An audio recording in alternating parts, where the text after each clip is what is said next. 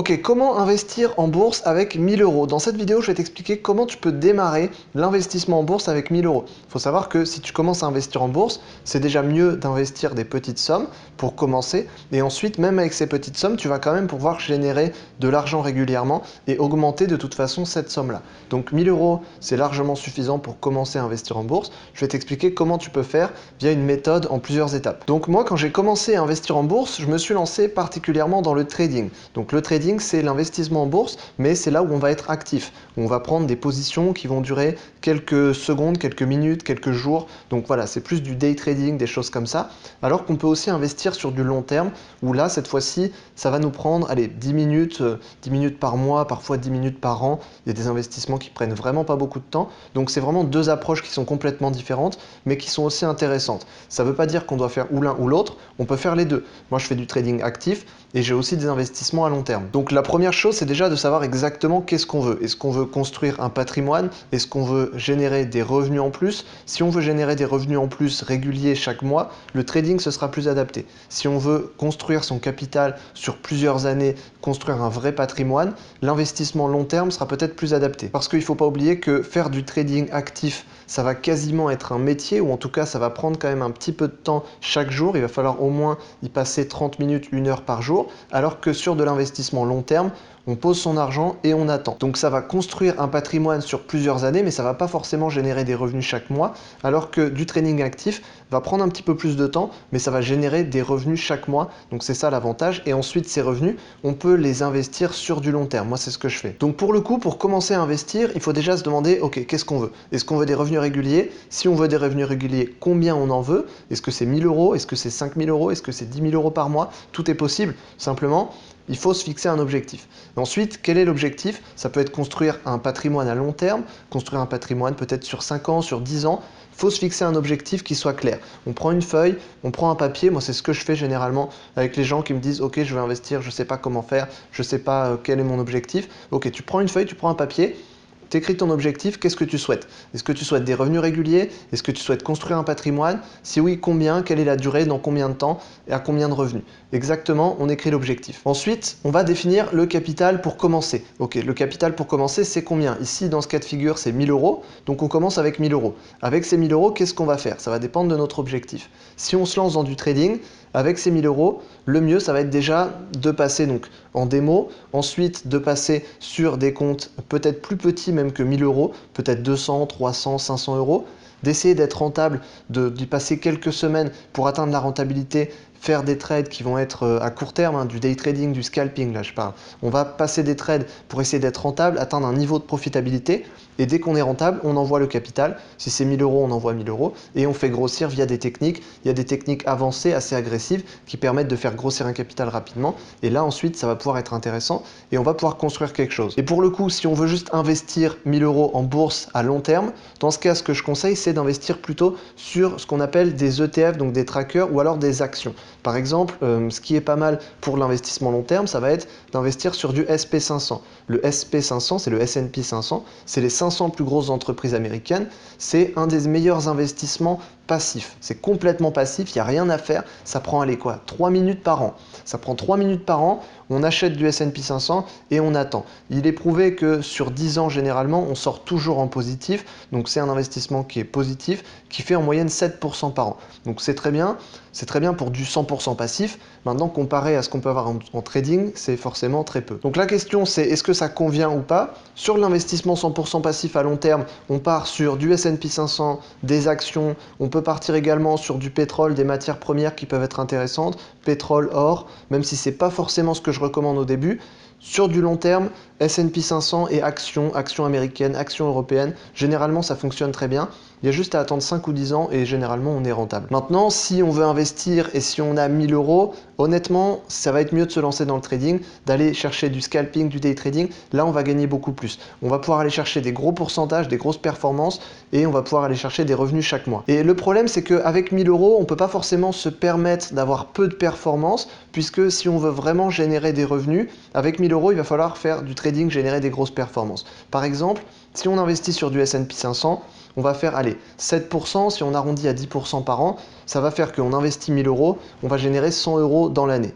c'est bien. Si on investit beaucoup plus, c'est très bien, mais si on investit 1000 euros, 100 euros l'année, c'est pas beaucoup.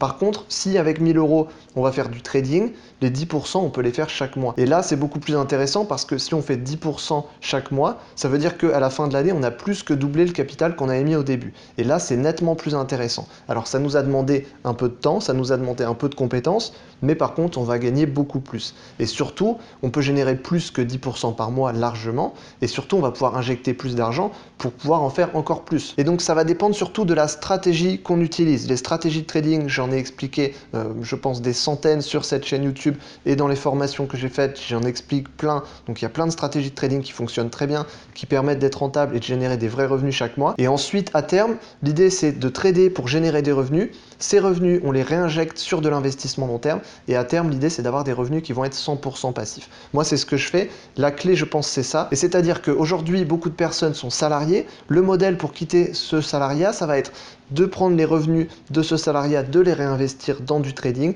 Le trading, on va y passer un petit peu de temps en plus de son travail, mais ça va nous permettre de générer des revenus en plus. Ça va être une autre activité. Une fois que cette activité génère plus que l'activité de salariat qu'on avait avant, eh bien on quitte le salariat pour vivre du trading, devenir trader indépendant. Et une fois qu'on est trader indépendant, qu'on génère des revenus avec le trading, on prend une partie de ces revenus pour le réinvestir sur de l'investissement long terme. Et là, ça va être 100% passif. Ça veut dire que allez, en 5 ou 10 ans maximum, si vraiment on met du temps, on peut se retrouver à créer une source de revenus 100% passif et à devenir rentier des marchés financiers, rentier de la bourse, en passant justement par l'étape du trading. Donc moi, c'est comme ça que je vois les choses. Je me dis, ok, le trading, c'est une étape, c'est un passage, c'est une passion, mais c'est aussi un métier, ça permet de générer des revenus en gagnant une liberté. Maintenant, cette liberté, j'ai pas envie qu'elle soit conditionnée au fait que je fasse du trading et que je passe mes journées à faire du trading.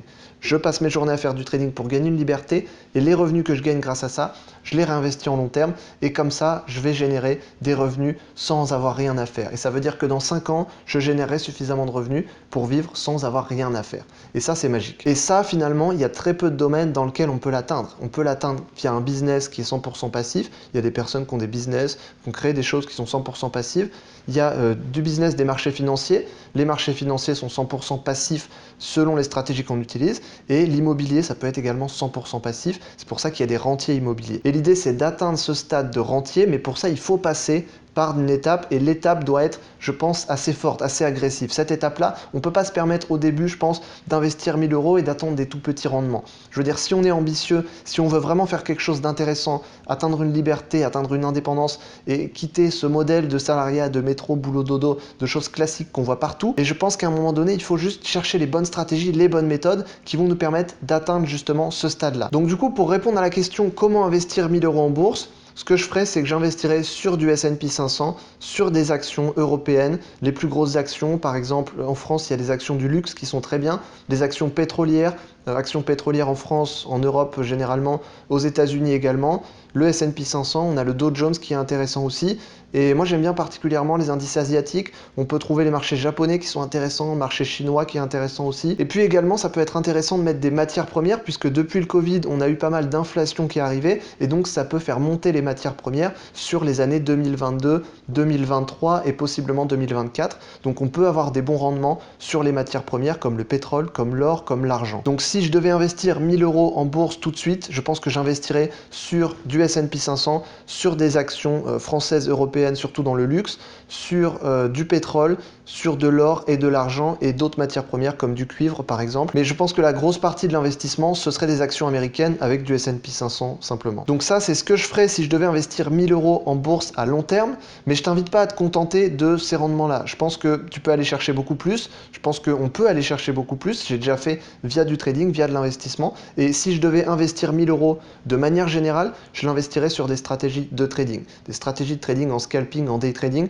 où je peux aller chercher entre 5 à 10% chaque mois, et là ça devient vraiment intéressant. Donc si je devais investir 1000 euros de manière générale, j'investirais sur des systèmes de trading qui génèrent environ 10% par mois, mais si je devais investir 1000 euros en bourse à long terme, je les investirais sur du S&P 500. Voilà, donc j'espère en tout cas que je t'ai aidé dans cette vidéo à comprendre comment ça fonctionne, l'investissement en bourse, le trading, l'investissement de manière générale, et comment on peut générer des revenus et construire un patrimoine. J'espère que je t'ai aidé dans cette vidéo. Si cette vidéo t'a plu, clique sur le pouce bleu juste en dessous. Tu peux t'abonner aussi à la chaîne YouTube et surtout si tu veux apprendre à générer des revenus grâce au trading, grâce à l'investissement en bourse, si tu veux justement connaître toute la stratégie complète que j'utilise et que j'ai utilisée et appliquée pour atteindre l'indépendance financière grâce à ça, je te mets le lien en description. Tu cliques dessus et tu peux accéder à une formation complète justement dans laquelle je vais tout partager. Donc n'hésite pas à aller voir ça, le lien est juste en dessous. J'espère que je t'ai aidé dans cette vidéo et je te dis à la prochaine dans une autre vidéo. Salut!